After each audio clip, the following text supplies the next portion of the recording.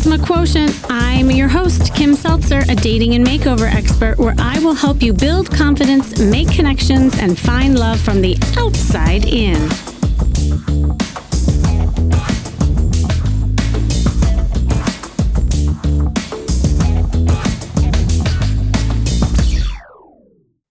Okay, before we get into this episode, which is all about modern dating, I wanted to mention that I have something really exciting coming up. It is new to kick start things for anyone who is wanting to date, to flirt, and really know how to make a great first impression. For the first time ever, I am doing a special hybrid virtual speed dating event for the holidays where you will learn the key points of making incredible first impressions and have a chance to meet singles I have handpicked just for you. I am not going to probably do this many more times. So if this sounds interesting, definitely hop on here. This is for you. If you feel kind of rusty and dusty or completely out of practice with all of this stuff and you're not sure why you're not progressing on dates, or you struggle to put yourself out there and engage in conversations, this is happening December 11th, but you have to register soon. Obviously, seats are going to be limited because I need time to match you all. So just go to stophatingdating.com. That's stophatingdating.com to register and sign up. And I hope to see you there. And now we are going to start the episode. What is it about men with social standing that makes them so captivating? I mean, it's not, hear me out, it is not just about the money. It's not just about the power. It's a lot more. It's kind of the subtle art of maybe creating that strong frame, earning respect, exuding a magnetic presence that naturally draws people in. And you've seen these guys all the time.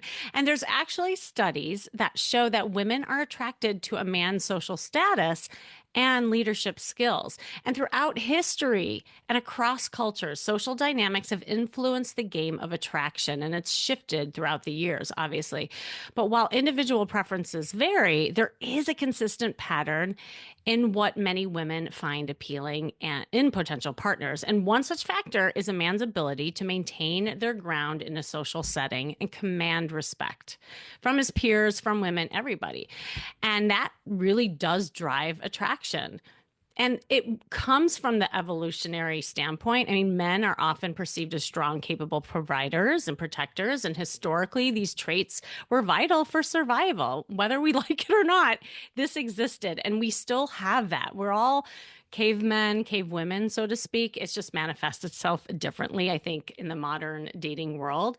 But overall, that kind of man seems more likely to provide a stable environment for future family planning, ensuring both emotional and financial security. Now, the whole theory gets even more blurred with modern dating and how masculine and feminine energy has been changing.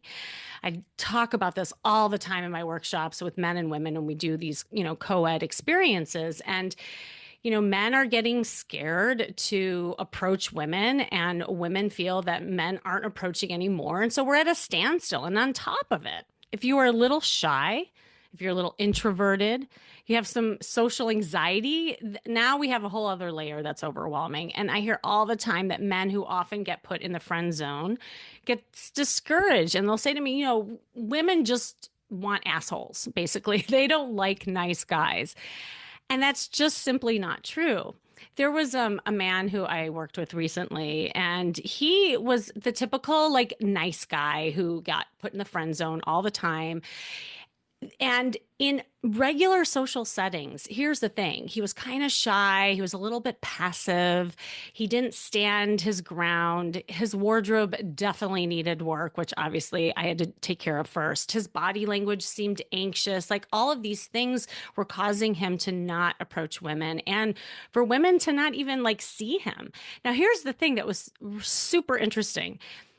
There was one setting where he shined, where he was the leader, where women would come up to him. And it was the only setting, and that was karaoke.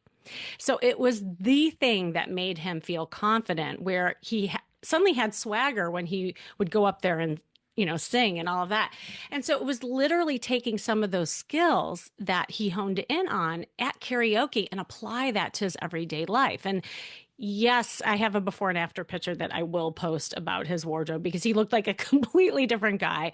And when he walked out with, the swagger and the style, his body confidence grew also, and also the signals that he sent it to women improved. And I'm happy to say that after coaching and doing my retreats and all that, he just like tagged me in a post saying that he found a girlfriend and he's so happy, and I they've been dating for a while now. I just didn't know about it until recently. So all of this is really important. And so while we're really talking about men and the confidence, I also want women to hear that, you know, men want the same thing as women. I think that often men get a bad rap. So I really want to dedicate this episode to men and see that it is important. Today, I have a dynamic guy who is definitely going to help me with this topic. He knows how to claim status and leadership for sure. And he's going to help me explore why this quality is so attractive to women,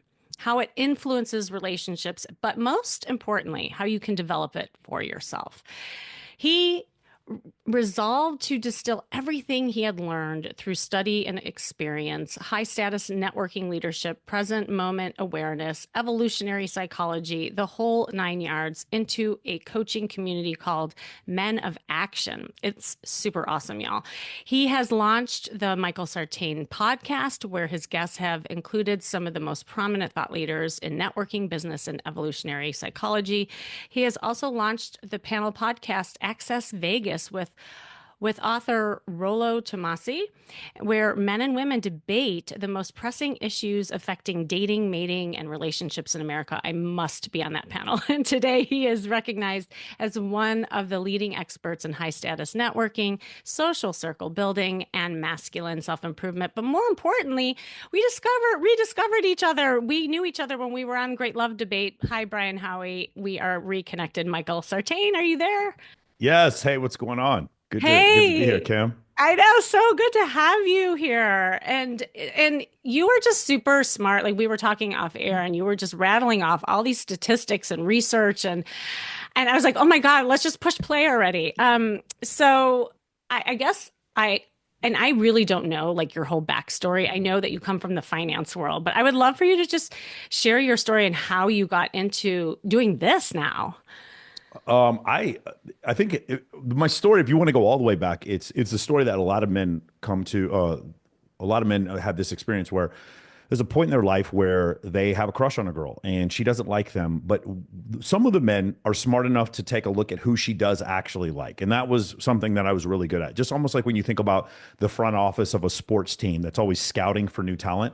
For me, instead of looking at the girls, I would always look at like who are the guys that these women would pick. And this started all the way back me working in nightlife back in 1999 in Austin, Texas on 6th Street. And then later on, from there, I worked in nightlife until maybe '04. And then afterwards, I joined the military from '04 to 2011. And during that time, actually watching leadership qualities, good leaders versus bad leaders, how accountability and integrity kind of formed up. And then when I got to Las Vegas in like 2011, I noticed these two worlds sort of clash where I, I was told one thing about what women found attractive, and then I would go watch it in practice, and I saw it's not that what I was being told was wrong or deliberately misleading. What I was being told was incomplete. Like, for instance, an example I bring is women saying that they want to date a guy who's more vulnerable, when reality, what they're saying is they want to date a guy they're attracted to who's more vulnerable. And because women leave that part out, if you had a homeless person come up to you and was like, hey, here's some flowers, I'm more vulnerable, here's some problems I'm dealing with today, you're not going to become more sexually attracted to that man because he did that. And a lot of women don't, they leave that portion out. And so what I started to realize was I only paid attention to what was working, and I stopped paying so much attention to what pop psychologists, traditional dating coaches, matchmakers, and pickup artists were telling me. And I only watched guys who were like crushing it with women and couples that had been together, like say more than 10 years. And I was like, okay, this is what actually works as opposed to what we want to think works. Initially in the whole pickup days, there wasn't a lot of politics, or no one cared about body count back then. There was no morality. Then later on, you saw that kind of squeeze into the red pill days with the trad cons and stuff like that. So throughout time, I've just been trying to pay attention more and more to what actually worked as opposed to what people said worked. Then came along probably 2015. I was introduced to Dr. David Buss from the University of Texas at Austin, who's the world's foremost evolutionary psychologist. And I started to read his work and then relate his work to real life, either anecdotal experiences that I had, experiences that I knew other guys had, or experiences that my now 3,000 clients had had. And I found that the prescriptions or the descriptions from evolutionary psychology are almost 100% of the time correct. Mm-hmm. And also, Yeah. and describe human mating patterns and behavior with a greater accuracy than anything I've ever seen in from any other author or specifically anything else in psychology. And so when I found that, then I just tried to figure out a way, how can I apply these ideas that I learned from evolutionary psychology? It's like basically the shy guy who becomes a club promoter and then all of a sudden has a super hot girlfriend. He's dated like hundreds of women. And then how do I take what are the things that happen there, and how do I equate that to scientific studies? Dr. Buss is one of the top 10 most cited psychologists on planet Earth today. How do I find out like how that matches up? And so you find out about concepts like mate choice copying, which I think is the single most underrated thing that men can use to generate attraction. And then how social hierarchy, dominance hierarchies work, and then also how social status or social proof works. And so I took all these lessons and I applied them to things that I'd actually seen living in San Antonio, Abu Dhabi, Las Vegas, Dallas, Los Angeles, those different places, and then Miami, and then tried to see like how it all fit together. And when I started teaching the course, one of the things that I noticed was the results that the guys got, and the course grew, it like quadrupled every year, because I Wow. didn't realize that no one else was teaching this. Like no one teaches leadership Yeah. in combination with dating. No one teaches that. Like I've never seen anyone else teach that besides me. And then no one in the self-help space was actually teaching the how networking and dating or intersexual dynamics are actually, they lead to the same place. And so when I started doing that, I didn't realize how needed it was in this space, because I didn't see anybody else teaching. Like I know a lot of guys who teach evolutionary psychology concepts and a lot of guys who teach dating. There's very few people who actually in every step of the way combine the two ideas. So that's how I got into this. But to answer your question, Kim, I started coaching in 2008. This current company I'm in right now is 2019 is when we started it. So for about 11 years, I was coaching for like no money. I was just a guy that people would ask to come speak on stage at different places. And then in 2019, we started our own company. Wow, that's awesome. Like, how is all the things that you've learned throughout this? I mean, obviously, you've done a ton of research and you've got kind of the methodology nailed down. How have you Mhm. applied it to your personal life? Like, have you tested it out yourself? And was there a journey with that as well?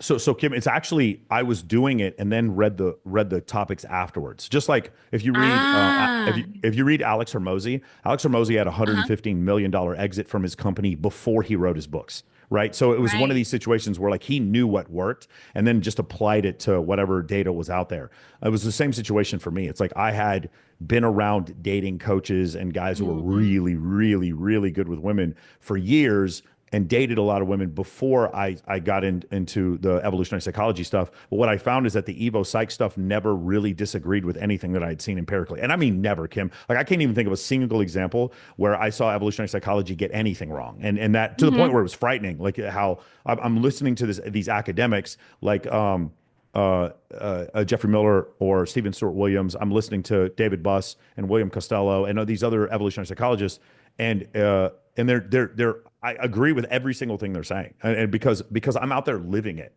and they're doing Yeah. surveys on thousands and thousands of people, and I found that what they're saying is to be just it's really really accurate.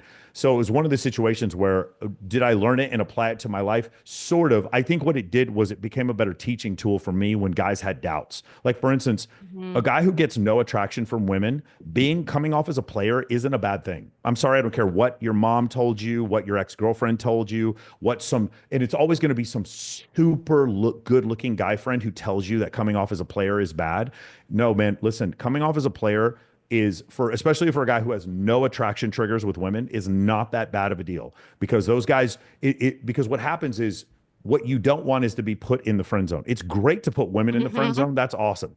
That's awesome. That's a real. And if there's one piece of advice I would give men is put as many women in the friend zone as possible. Putting women in the friend zone actually spreads like a disease because once one woman you like puts you in the friend zone and she tells other women about it, it becomes progressively harder in that social circle for you to be seen as a viable sexual object. Yeah, well, and I want to, and I do want to get away from that too. I want to also debunk some of the myths and the bad Yeah. rap that Yeah. guys get because to your point, a lot of it is primal. I talk about that too in a different way.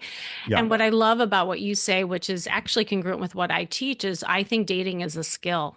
Mm. And the skills that you learn apply to life, it applies to business, so the likability factor, the attraction factor is more important than probably anything else in making a connection or people moving on with you, whether in business and Yeah. love. So I feel like we're speaking the same language, but we're attacking it in a different way. Um, I would love to go over because I'm sure we see similar patterns with men. What are some of the mistakes that men often make? And maybe like as they're coming to you and they don't Yeah. have that attraction factor, right? Like what are Yeah. some of the pitfalls? Yeah. So most men who come to you or me have an attraction problem. Very few of them have a Right, comfort right. problem. Yeah. So most of the guys, so you can have a comfort problem or an attraction problem. A couple guys do have a comfort problem, but it's very rare. Most of you watching this don't have a comfort problem. You have an attraction problem. Most women are not attracted to you. Even if you're a guy who's dated a lot of women, still most women aren't attracted to you. And when you look on the eHarmony survey, that the famous one that shows that women find 80% of men to be below average attractiveness, whereas with men it's 50-50. Men find average looking women to be average looking and good looking women to be good looking. Women find average looking men to be unattractive. So it's one of these situations where men will right swipe 55% of the time on dating apps. Women Well, will that's right why swipe I do about, so many manovers because at yeah. least we can do something with your clothes. Yeah. But anyway, Eh, I get to go on. yeah, exactly. What was the original question? I got sidetracked Yeah, off it's what we're okay. talking I about know now. I Yeah. derailed you. It was just Yeah. about like some of the mistakes that guys Yeah, yeah. make Oh, yeah, yeah, yeah. in Okay. creating attraction. Yeah. Yeah. So one of the big problems is the guys want good guy attraction and bad guy attraction to get the good girl or the bad girl. So one of the things I need you to Yeah. understand is one of the confusing things is when we were growing up, we had the Hulk Hogan and the Iron Sheik. We knew Hulk Hogan was the good guy and He we was knew the Iron very Sheik was the bad guy. distinguished. It was Yes. very distinguished. We understood. We watched Rocky Four, and Rocky was the good American guy, and Ivan Drago was the bad Russian guy. It was very clear. We had clear good guy status and bad guy status. Now we have Iron Man and Captain America. They're both good guys. But Iron Man is a scoundrel and Captain America is a paragon. One of the things that we have to understand is that status is status is status.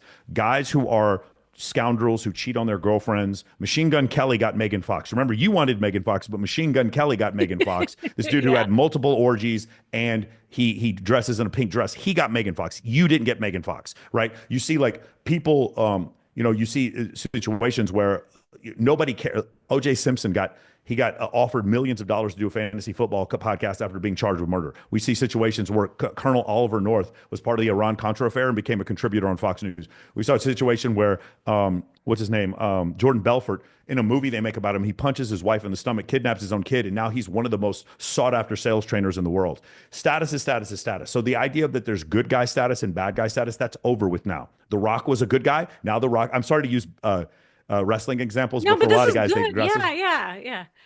the heel face turn. Mhm. It's being more higher status. The example I like to use is there's a guy out here who's watching this, and you have a great idea, and you want to get investors for your great idea. Who can get to venture capitalists faster, you or Jake Paul? And they'll be like, well, Jake Paul can. It's like, well, the thing is, even if you work in venture capital, Jake Paul can still get access to venture capitalists faster than you because he's famous. The reality is we live in an attention economy and there's no good guy status or bad guy status. But here's the part that really crushes guys' mentality is the concept of the good girl and the bad girl. The problem is when you see this a lot of times on these panel shows where guys will be on there like, this girl's a slut. Oh my God, these girls are ugly. And what's happening is these men are putting up a wall to protect themselves from rejection. If you're calling a woman a name and she wouldn't date you, what does that say about you? The reality is most men aren't attractive to women. And what they're doing is like, Michael, how do I use these attraction triggers to get a good girl? And my response is, bro, you can't get any girl. Stop worrying about getting a good girl. And this is really controversial.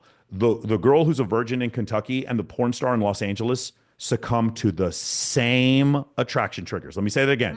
The Mhm. virgin in Kentucky and the porn star in Los Angeles succumb to the same attraction triggers. You don't need to become attractive to the good girl or the bad girl. You need to become attractive period. And men have a hard time with this. This is why one of the biggest ones that I find, and this is not for everyone, but the guys are like, oh, Michael, I don't want to show pre-selection or mate choice copying pictures on my social media because I come off as a player, a player. Guys, most of you would be lucky to come off as a player.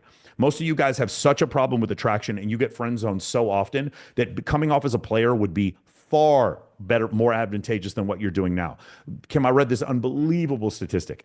On Tinder, Bumble, and Hinge, 68% of men report meeting someone on the app that they got into a platonic non-sexual relationship with. What does that mean? Let me translate for you. Uh, 68% of men on dating apps got friend zoned. hmm 68% Wow. of men. Do you want to know what players don't get? Players don't get friend zoned.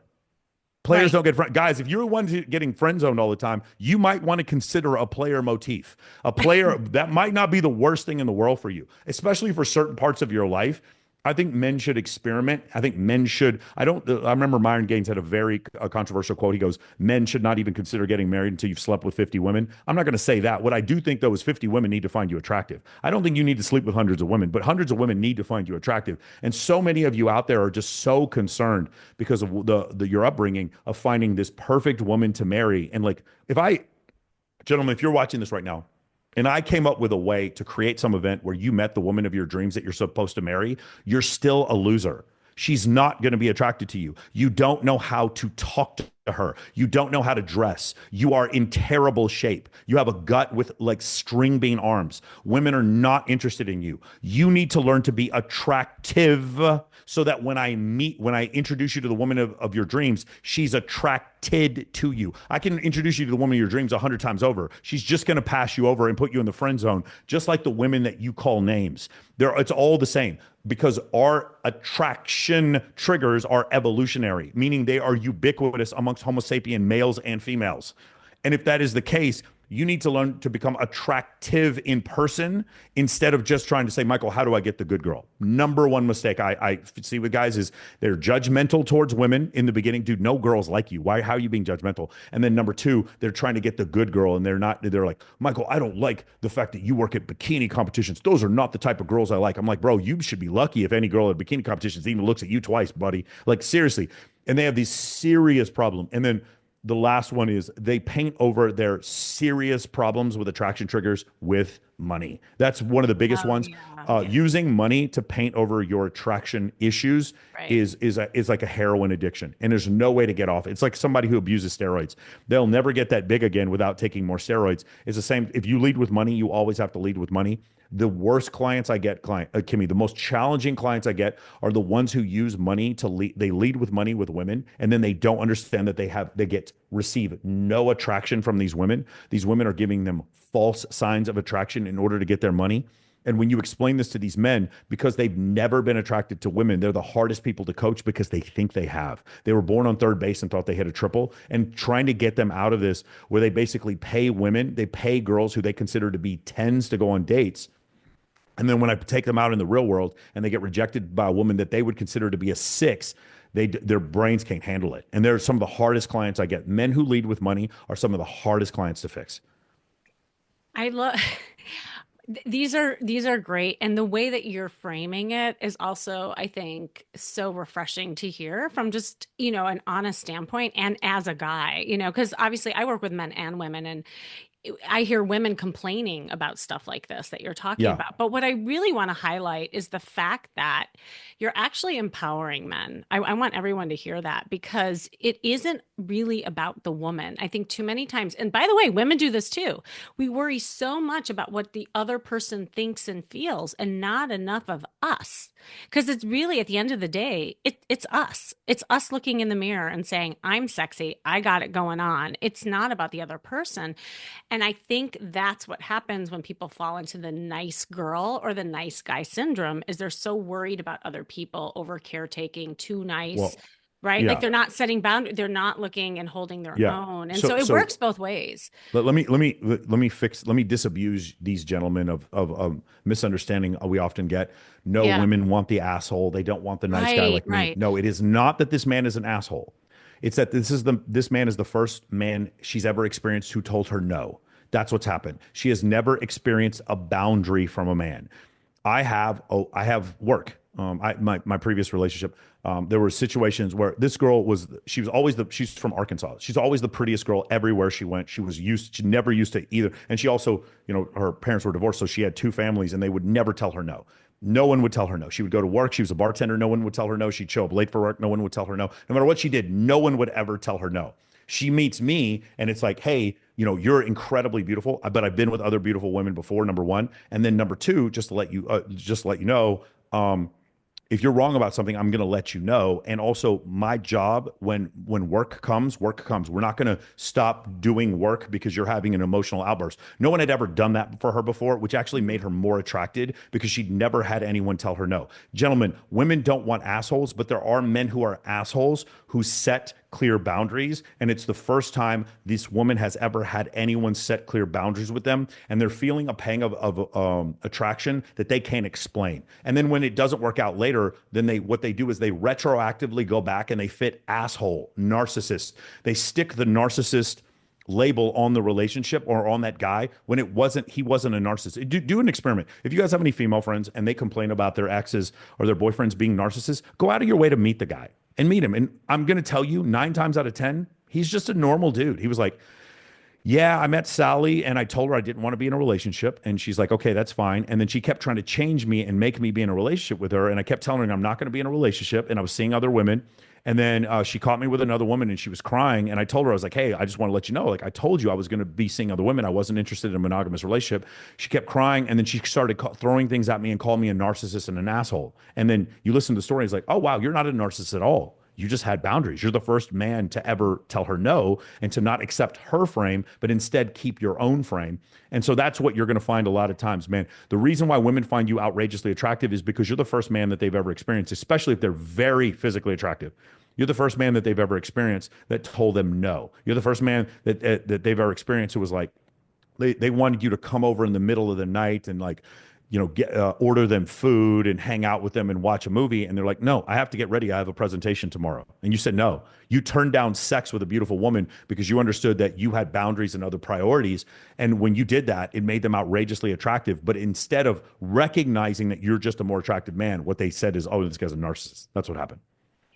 Yeah, and there's two sides to this too. And just from a woman's standpoint too, for you listening, if you're a woman, is that what we're talking about is boundaries. And when a man is able to do it in a way that's healthy, it makes the woman feel safe. And from an evolutionary standpoint, absolutely. Like we need that from the man to make us feel safe and protected. And when you set that boundary in a good way, we do that. But I think so here's the thing, and I want to talk a little bit about this like boundary setting as we're exploring it, because like my women that I work with a lot of times gets confused like what you say, because they'll meet a true narcissist. And I say this as a therapist. Yes. There are Yes. distinctions, right? Yes. They'll encounter a narcissist and they'll be attracted to that because seemingly he's setting boundaries and feels strong, but really inside, a narcissist is actually very weak inside, Yes. So Yes. it It's gets a great discussion. very Yeah. confusing for women. Can you just like talk a Yes. little bit Okay. about that and So how you teach it? let's see how we can differentiate between the two things. And this Yeah. is mostly advice for women. If you're dealing with a true narcissist, it's Yeah. going to bleed into every part of his life. Like for instance, if a woman like I got two cats I just rescued right here. Like I do nothing but charity work. My friend, I've had the same friend group for like 25 years, and I have a pretty good reputation in business. If you wanted to call me a narcissist, it would be very difficult because it clearly I'm just a narcissist in my relationship, but it doesn't bleed into other parts of my life. There's Yeah. other people like when someone's a true narcissist, what you're going to find is that they're without exception, because narcissism is pervasive through every part of their life. You're not going to find someone who's like a good person in every area, but like a narcissist in a relationship. What happened was you're probably dealing with a man who set boundaries with you, or he wasn't as into you as you were into him, and the rejection made you feel like he was a narcissist.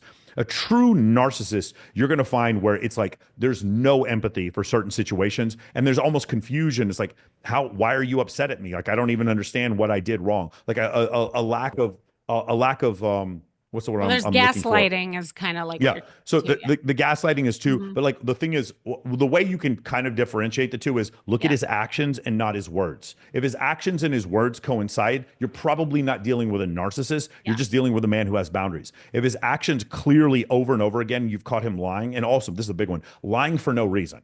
Lying when the truth would do, lying for absolutely no reason, that's when you probably are dealing with a narcissist. But ladies, I'm telling you, it's 1 out of 20 of you. It's about Mhm. one, about four, less, maybe 1 out of 25 of you who's dealing with an actual NPD candidate. And the other 19 of you are just dealing with a guy who like really wasn't that into you, and then you conflate his behavior with narcissism. That's the issue. And so there's nowhere near as many narcissists on this planet to match up with all the women who say they dated a narcissist. I mean, I'll be in a room with 20 women. I'll say, how many of you guys have dated one narcissist? And every one of them raise their hand. I'm like, that's the math doesn't work out that way. Like that doesn't work. Now, here's the other issue for evolutionary reasons that we could go into, dark triad traits, which Dr. Buss calls them, Dr. David Buss, dark triad traits are going to be sociopathy, narcissism, and Machiavellianism. Um, most of the attraction triggers, Kim, actually come from one of those three, which is narcissism. It actually, most women are not attracted to sociopaths. It happens sometimes, like for instance, you see with hybristophilia, the whole Wade Wilson killer. But for the most part, women are not attracted to sociopaths or people who are Machiavellian. Majority of that attraction comes from narcissism. And the thing is, it's these men are able to fake cues, but Yeah. they're also able to manipulate and climb through social ladders, which may have been a survival characteristic that was beneficial to women back in the day. So who knows? I mean, it's tough to explain why that is, but yes, women tend to have a proclivity to be more attracted to men who show signs of narcissism. Yeah, and I'm really glad that we're talking about this because both men and women, I think, have a hard time understanding all of that. And so what happens is that there's a lot of fear out there, and Hmm. people are walking around with these love shields on in fear of attracting, the wrong person. And then there's this like polarization happening, right? Because Yeah. then people are like, "Oh, well, I'm dating a nice guy, but I'm not attracted to him." And then they'll Yes. date an asshole and but he's an asshole. So it's like, where is it somewhere in between kind of thing? Yeah. And the pendulum has gone so far, like in either Yeah. side. Yeah. So I think that's what we're talking about. It's like how I we can teach this in yeah. a healthy way. So what happens is there's an evolutionary arms race. There's a great book on this called The Red Queen by Matt Ridley, the evolutionary Uh-huh. biologist. So as women it was very deleterious for a woman to have a baby with the wrong man. If she had a baby with the wrong man, then all of a sudden she could be ostracized from the tribe. So women are more selective than men in general. Professor Robert Trivers in the 1970s came up with the concept of parental investment hypothesis, which is in a two-gender species, the gender that has more parental investment is always going to be more selective, and the other gender is going to compete with members of the other gender for access to the female. So in this case, with humans, it's men competing with other men for access to females. And so when you see that concept over and over again, what happens is there's this evolutionary arms race.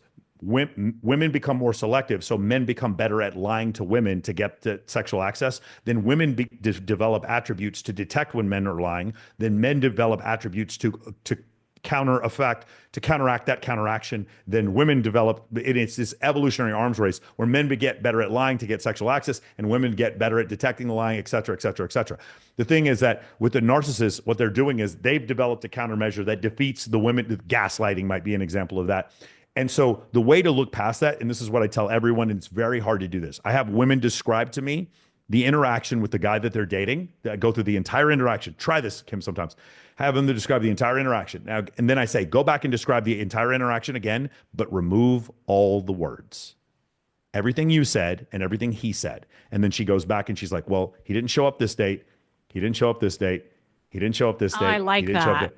And then it's like, Yeah. remove all the words he said. Now tell me again what happened. And she's like, oh, it was there all along.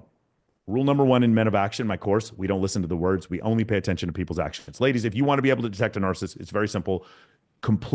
What I'm saying is don't not believe the words or believe the words. Make the effect of the words to be neutral or dispassionately ignore the words and only pay attention to actions. When you do that, you will very clearly see the man's intention. This is something um, it's very difficult to fake. So this is what I would recommend. And by the way, if you're dealing with a business partner, I would tell you to do the same thing. Oh Don't pay God, attention to the words, only pay attention to action. So whenever I have people come to me and they're very confused because they're getting mixed, you're rarely getting mixed signals by people's actions. The reason why people said I'm getting mixed signals is because words are saying a positive affirmation and actions are showing a negative affirmation. yeah. And so these are my mixed signals. And what I tell people is very simpler. Words have inertia, but they have no mass. They're like a massless particle in physics, like a photon. When you consider that words can create inertia, but words themselves have no inertia. So what I do is remove all the words from the interaction and poof, suddenly I can see the truth. I That's a totally understand what's great going on. that's a It's fantastic. great way of distinct. The, Yes, I love the that. the politician who keeps saying he's going to lower Yeah. taxes during his political campaign, and you see consistently he's raised taxes over and over again. This would be an example of just paying attention to their actions, not paying attention to the words. And when you do that, the truth magically reveals itself. That's fantastic too, because often, and at least this is what a lot of the women that I deal with is that they get like snowed with those words that are being said because they're Hmm. craving attention so much that when Yeah, they hear you're so hot, you're so beautiful. And but then when the same thing, like when I say, yeah, but what has he done for you? Like yeah, what is he doing that yeah, shows he cares?